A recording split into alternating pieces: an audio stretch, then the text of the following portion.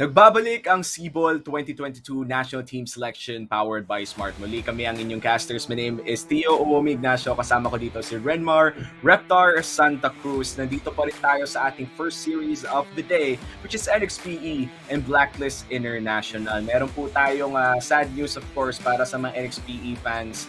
And feeling ko para na rin sa fans sa mga Blacklist kasi gusto talaga nilang makitang maglaban ang ating NXPE versus Blacklist na squads. And sa atin dahil sa mga nangyaring delays, again, gusto ko lang pong iklaro na hindi po kontrolado namin ang mga nangyayari sa loob ng bootcamp ng mga manlalaro in a remote setup. Wala pong may gusto na mangyari to, pero meron na pong 1-0 na score dahil ang delays po ay nanggaling sa side ng NXPE at Blacklist International ay meron na pong 1-0 na score against NXPE because of technical delays. Hopefully kung ano man yung nangyayari sa ating mga bootcamps sa NXPE and Blacklist International, lahat ng mga manlalaro ay magkakaroon ng magandang health and of course safe po sila lahat.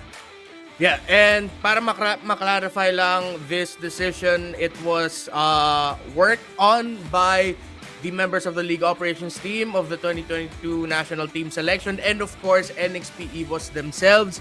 The management and the team of NXPE Evos have been in open communication with the 2022 National Team Selection League Operations team, and they have come to this agreement na ito yung mangyayari, ito yung magiging resulta na at sa umpisa ng laban na to, 1-0 ang score going into this para sa Blacklist International. Again, for the NXPE fans, this has been a discussion between NXPE's organization and of course the 2022 National Team Selection League Operations team. Yep. And of course, this is sad news for everybody because this is a best of 5 series naman for sure. Aabot pa rin tayo sa maraming mga action-packed na laro.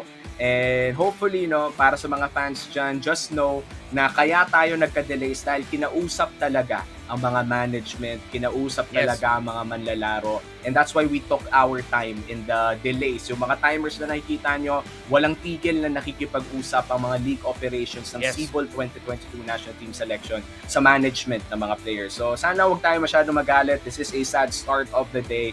But hopefully, the people involved because of the delays are okay.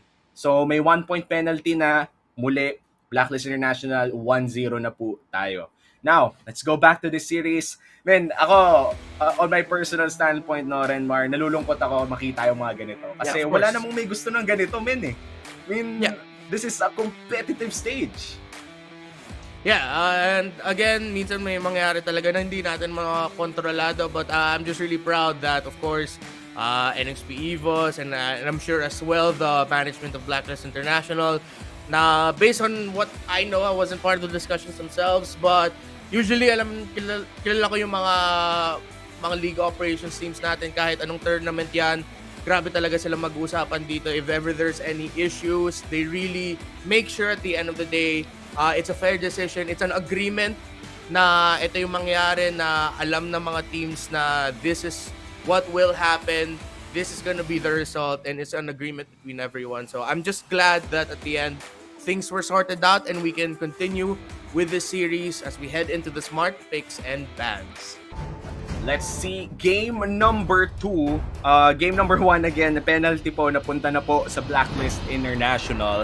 Let's enter the smart picks and bans. As you said, Reptar, of course, experience the power of smart 5G, over 4,900 sites nationwide. Switch now to experience the difference. Visit smart.com.ph/MNP to learn more.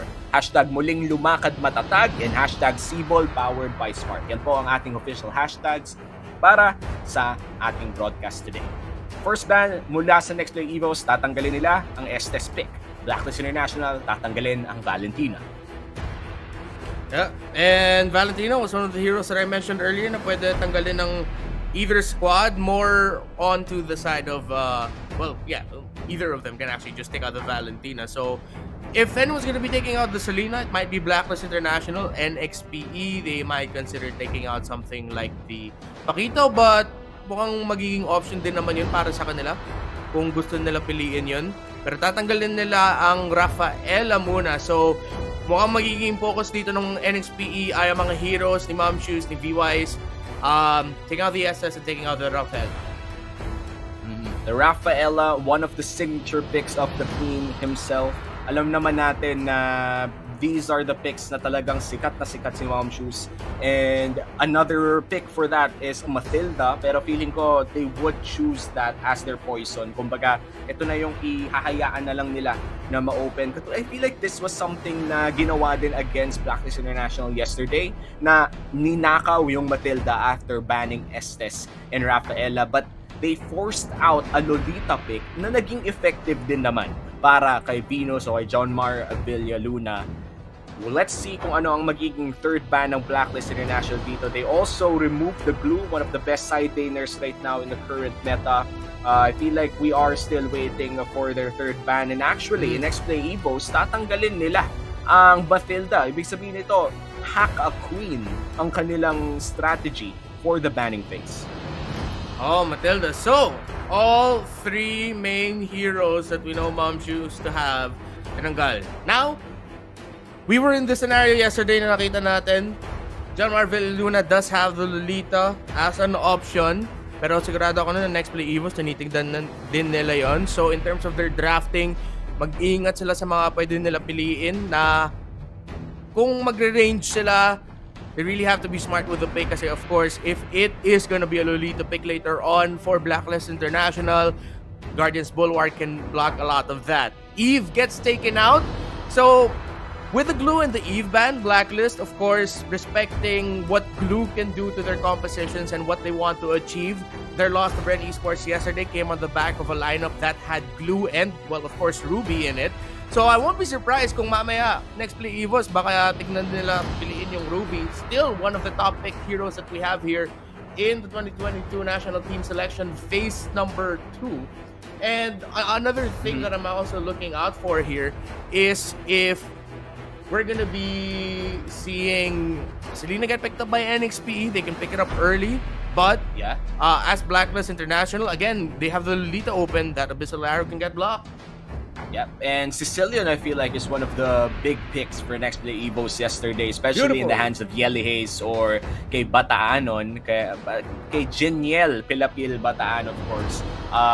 Lolita ang magiging first pick ng Nexplay Evos, and this is a very haka Venus, no? They didn't stop at 2. Kumbaga, binanang Estes, binanang Rafaela, then the strategy that was used against Blacklist yesterday was to ban 2 heroes on the side of Venus and then taking 1 in the first pick sa blue side. Ang ginawa naman ng Nexplay Evos this time around, 3 hero ni Venus ang tinanggal at kinuha pa yung isa. So this is very interesting for Nexplay Evos. Blacklist International, ano ang kanilang sagot? Ilalagay nila ang Clint sa gold lane at Pakito na nabanggit mo kanina rin, Mar, na 100% win rate yesterday. Still undefeated. Lee Howard Gonzalez and Cal Dominic Soto will be getting their hands on heroes that they played yesterday. Gold lane, Owl. Makuha niya ang Clint, Pakito. Papupunta sa kamay dito ni Dominic. On sides of Nexplay Evos, might want to pick their mid laners now. Or they can actually pick up the Barretts if they want to, but they go ahead and pick up the 1-1. Comfort picks here.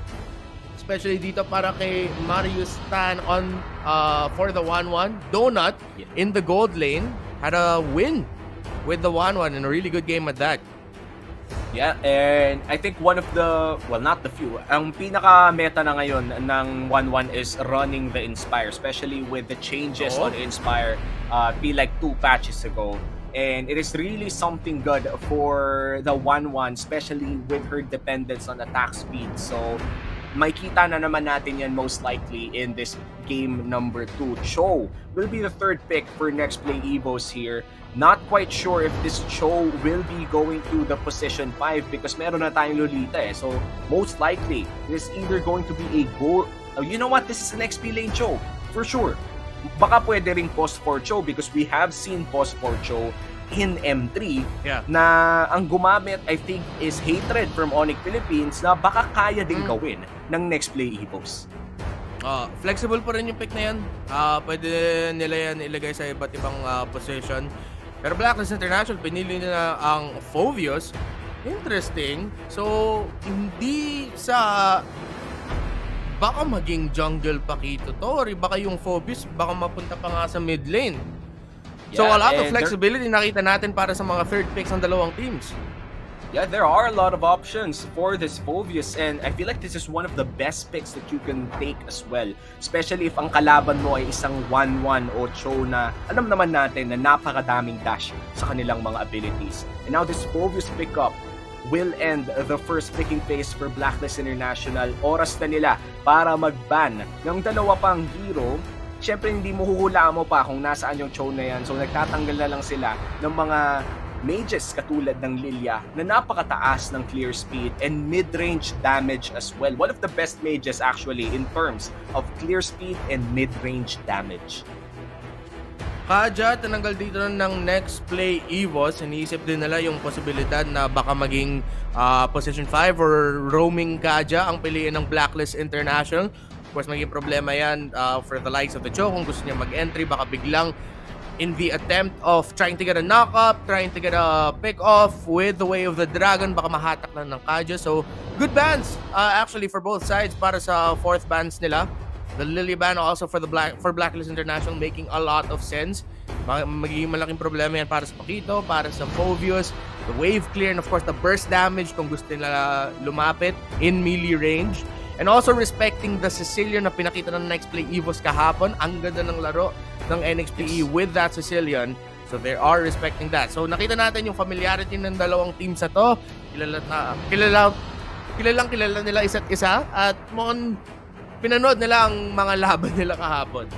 Yeah, I mean, VOD reviews are a big part of preparations for matches today. And alam naman natin that Sicilian, tumu-2 shots ng glue, men. Kumbaga, glue na nga, tinu-2 shots pa. With the bat's impact, of course. That's proper positioning coming in from Yeli Hayes. One of the best Sicilians, actually, that we watched yesterday. So, Nexplay Evos definitely have that Sicilian in their tools to actually win games. You mentioned the Ruby earlier, Renmar. Ruby, isa sa mga talagang frontliners na napakalupit mag-set. One person that I remember yesterday was Joy Boy against Blacklist International.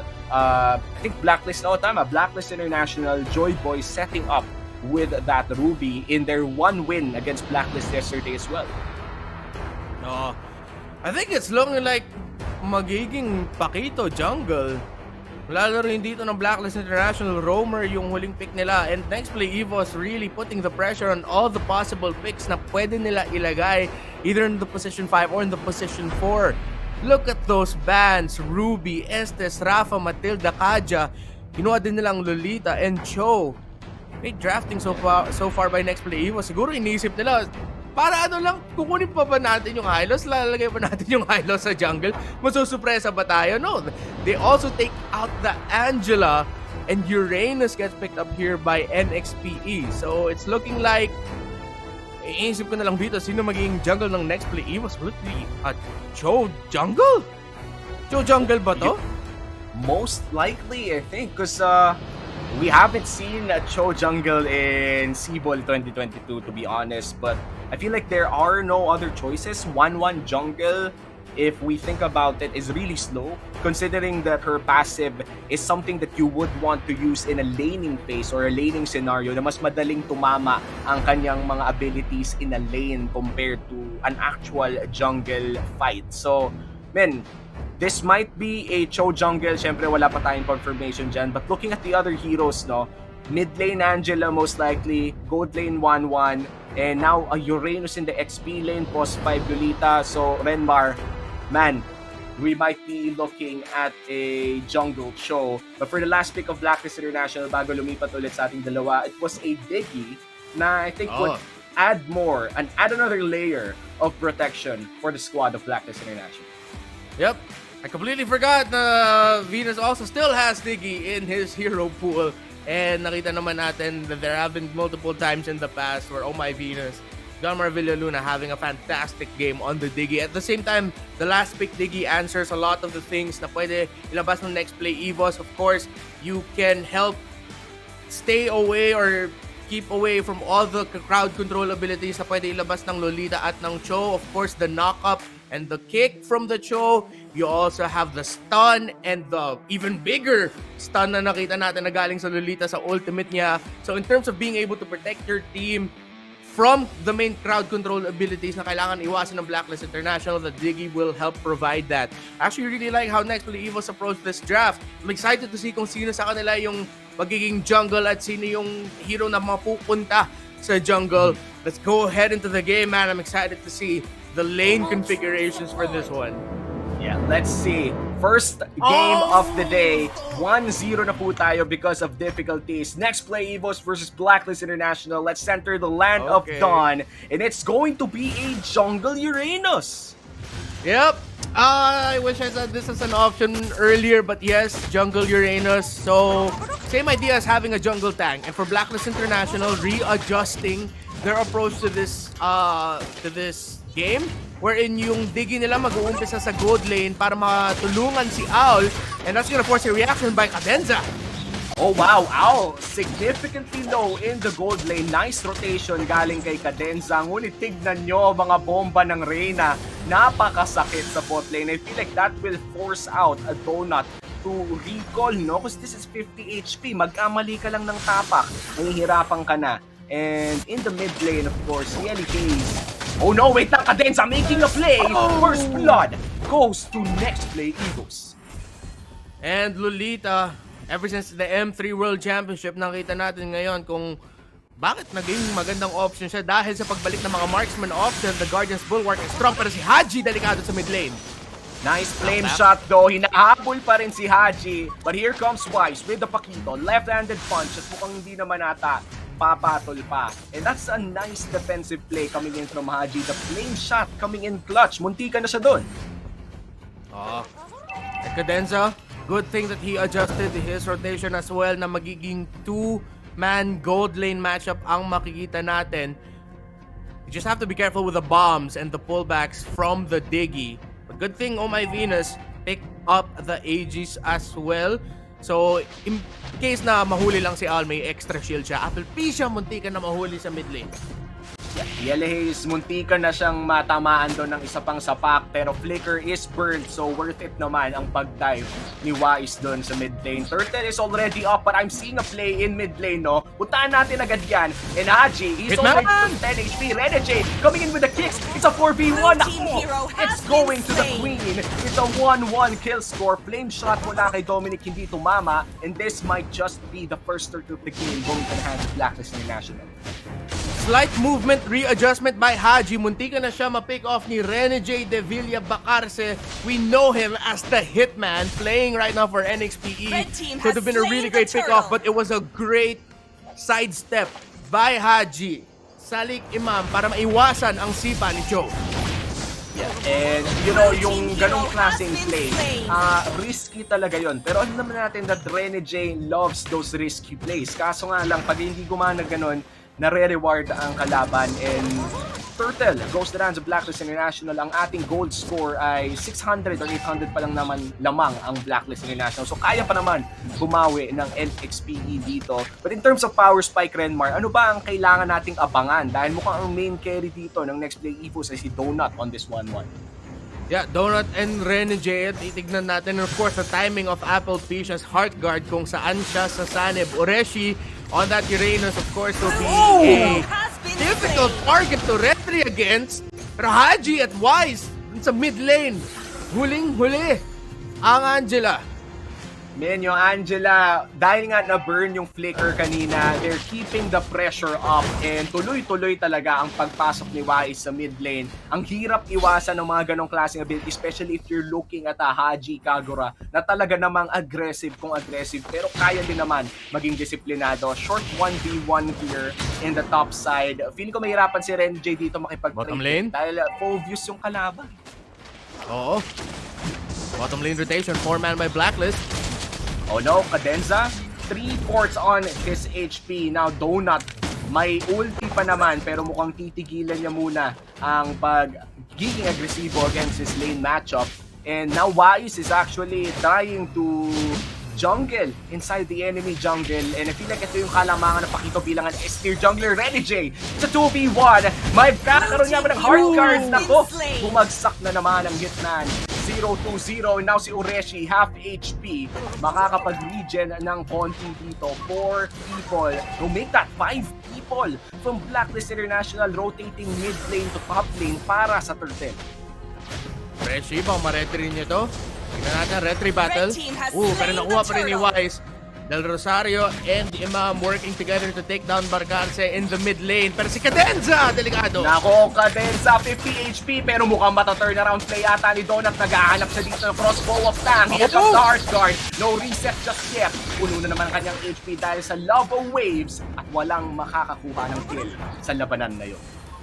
Si Donut may corrosion scythe na siya, pero para maramdaman pa talaga natin ang damage ng 1-1, kailangan pa niya ng mga items. Owl and Donut, with the assistance of their position 5 roamers, nakapag-farm silang dalawa, pero 3-man rotation para sa Blacklist! Oh no! Look at the damage coming in from Haji, pero boy, pati naman si Donut, si Cadenza na lang ang natitira. 50 HP on Cadenza, at makakapag-flicker pa nga. Here comes Wise with the kill, with the jabs. That's a double kill for Wise. No, a triple kill pa nga.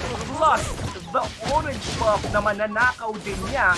Blacklist International clearly ahead in the early. Blue team hero has been slain. Cadenza, feeling ko si Donut sobrang saya dun kanina. Kasi si Cadenza napa-block niya yung flame shot ni Haji gamit ang Guardian's Bulwark, pero hindi nakita ng Nexplay Evos na sa likod na pala nila si Wise. On to pakita 4-0-1, and mind you, if you are a new viewer of MLBB Esports, Wise, Danry James Del Rosario, Pakito, we don't see him play the Pakito often. So this is a unique experience that we're seeing. Minsan lang talaga.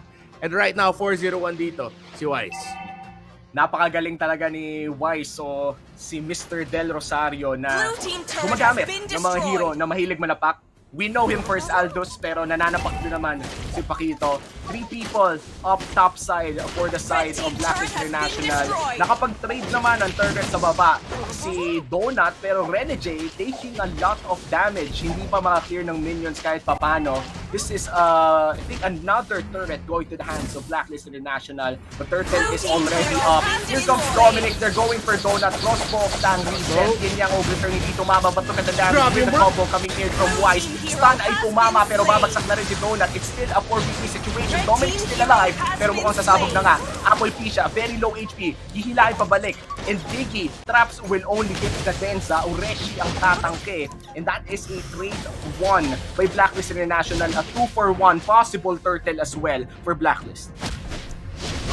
Para makatawid sa late game, kailangan hindi mamatay na Nexplay Evos, well, obviously. Pero kailangan din nila mag-build ng mga defensive items kasi sobrang sakit ng burst damage ng Blacklist International.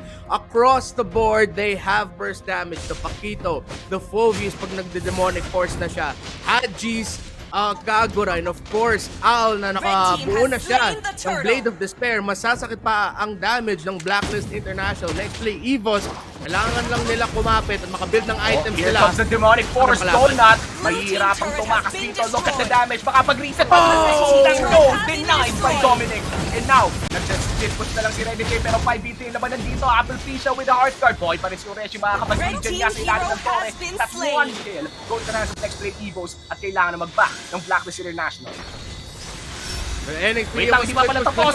They're going into the green. Si Diggy, hinahanap. Look at the damage coming in from Owl. Owl, naghanap pa ng isa. Si Ureshi, kailangan na mag-back. And that is 1 turret going to the hands of Nexplay Evos. Hindi na bagsagan ng inhibitor turret Blacklist International with a great good effort by Ladronio and Bataanon na muntikan na sila makuha ng double kill, pero sakto sa pagbaba ni Apple Pisha from the hard guard. Ready si Al magbato ng quick draw. Muntikan na nga maputo ba doon si Del Rosario si Villa Luna with the Aegis just in time. Clutch Aegis, and of course Owl with the quick draw. And looking at the goal score, no, medyo may malaki na ang kalamangan ng Blacklist International, pero wala pa namang nababasag na inhibitor turrets Then Rosario mukhang mga agaw muna ng orange. At sumabog sa kamao si Cadenza na ata ang sunod. Dominic looking for another kill. Flame shot. Block by Apple Tisha. Nice play galing kay Kapitan Yeli Hayes at mid lane na ang call ng Blacklist International. Naghahanap sila ng pwede nang tapusin nga ba, pero dalawa lang ang kanilang minions. Mukhang kailangan na nila mag-back pero nagda-damage pa rin, nang pomok pa rin ang kupunan ng Blacklist International. Barcarse nahabol ni Del Rosario. Renjay getting chased here by Wise. But Renjay safe. Just being able to build now the Blade of Despair. High and dry Cho. So again, Nexplay Evos, kung makakapit lang sila, makapag-depensa pa sila, seems like they might be able to turn things around. But again, malaking problema ang burst damage na meron ang Blacklist International. The Nexplay Evos making the most out of Renjay's split pushes, and this is a good call by NXPE na sa mga sitwasyon na to, kung meron ka namang split pusher na mobile, mabilis makabasag ng tore, pwede rin makatakas kung merong isa o dalawa maghahabol sa kanya. And this is what they have to do, and this is a right thing. But now Blacklist International, malapit na nila basagin ng isa pang inhibitor-based turret ng Nexplay Evos. That's the second inhibitor turret for the side of Blacklist International. Bot lane na lamang natitira sa Nexplay Evos at umaabot na nga ng almost 10k gold lead ang meron ng Blacklist International. Split push na lamang ang call ng Nexplay Evos dahil may hihirapan silang manalo ng teamfights pero mukhang no choice na ata sila. With the Lord marching down mid lane. This might be the GG push call coming in from Blacklist International. Here comes Cadenza with a play. Walang matatamaan sa kanyang luminous blast. Hachi going in. Patay na agad si Ace Dominic doon sa backside. Donut bumagsak sa loob ng base. That's a double kill para kay Dominic. Lord ay buhay pa rin. Dalawa na lamang natitira. Si Renny Jane na lang ang natitira para mag-defend. Habulin pa rin ni Dominic habang ang Lord ang lumahampas sa base. Game number 2 ay mapupunta sa Blacklist International. That is now a 2-0 lead for Blacklist International. A unique lineup by Nexplay Evos. Again, in terms of how they drafted that and the adjustment that they tried to do, considering the situation, it was a good attempt. Pero yung problema talaga ang burst damage. Even in the first 5 to 6 minutes of the game, 4 to 6 minutes even, na mayroon burst damage ang mga heroes ng Blacklist International.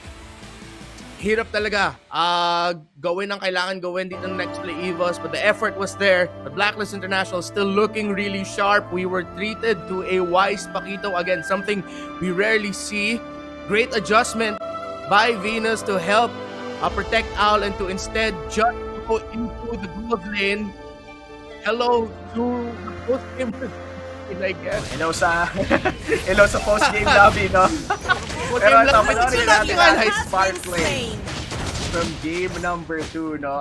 Renmar, this was, I would say, a very one-sided game by mid to late game. Early game, though, we have seen Nexplay Evos doing or creating their own plays. However, what's the turning point? Ano yung nangyari na talagang nagbigay ng lead sa Blacklist International?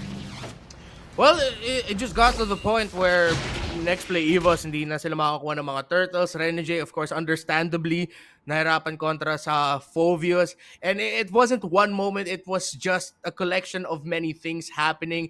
This would be, or later on, where in Donut and Cadenza, sinubukan nila depensahan yung Torre. Of course, Blacklist International would take it down.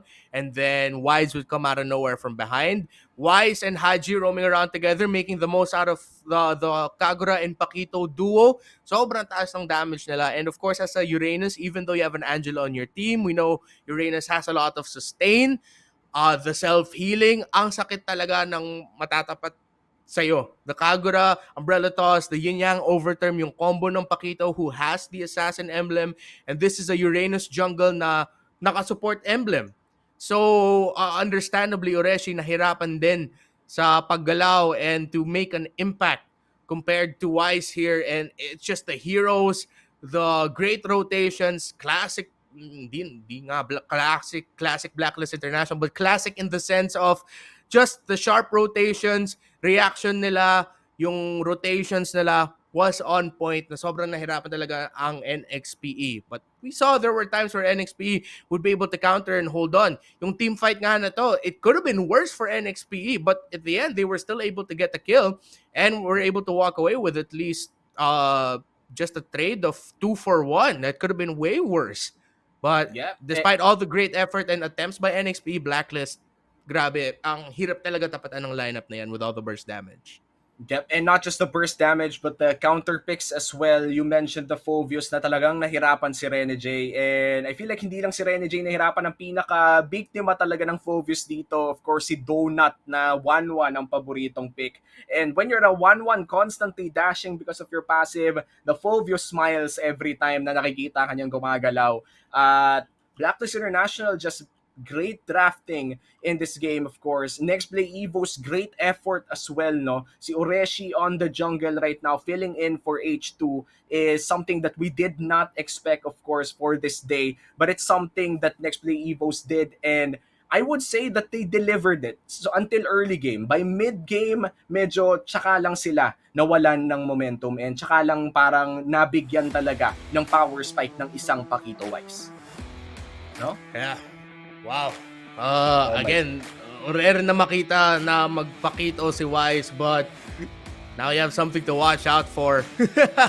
Yeah, 100% win rate pa rin yung Pakito, katulad ng sinabi mo kanina. 100% win rate pa rin para kay Pakito. Now with 6-for-6, perfect record for that pick so far. Yep, grabe, no? Pakito, one of the heroes na kailangan nyo panoorin sa SIBOL 2022 National Team Selection. Isa na rin siguro ang Sicilian na tumataas na rin ang priority sa mid lane, na napakasakit ng damage ng Bats Impact. So ang dami nyo pwedeng matutunan sa SIBOL 2022 National Team Selection powered by Smart. In fact, meron pa tayong isa pang laro. Kahapon puro best of 3 yung mga pinanood natin. Because best of 5 tayo, meron pa tayong isang laro. Kung mananalo ang Nexplay Evos doon, magkakaroon pa tayo ng isa pa. Pwede tayong mabot hanggang 5 games. So para sa mga fans dyan ng NXPE, make sure to cheer on your favorite team. And para naman sa mga fans ng Blacklist International, make sure to cheer on the agents. No, make sure to cheer on the players as well. So men, SIBOL 2022 National Team Selection is powered by Smart. Muli kami ang inyong casters. My name is Tio Ignacio. Kasama ko dito si Renmar, Reptar, Santa Cruz. Magbabalik tayo for game number 3 after a short break.